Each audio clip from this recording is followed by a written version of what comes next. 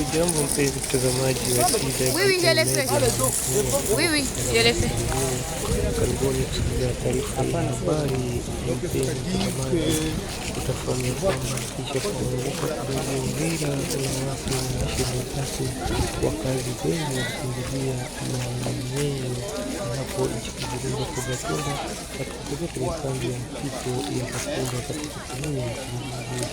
Utafahamu ya kwamba ilikuwa ni siku ya Jumatano ambapo kwanza jeshi la taifa lilianza kuondoka mji wa Uvira kuelekea katika taratibu huku likiwa watu usikilizaji msalani na vitu mbalimbali katika barabara ya taifa namba 5.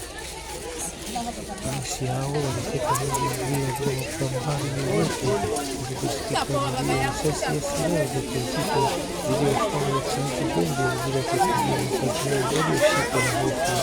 Hadi sasa hakuna shughuli yoyote ambayo inayofanyika katika mji wa Uvira.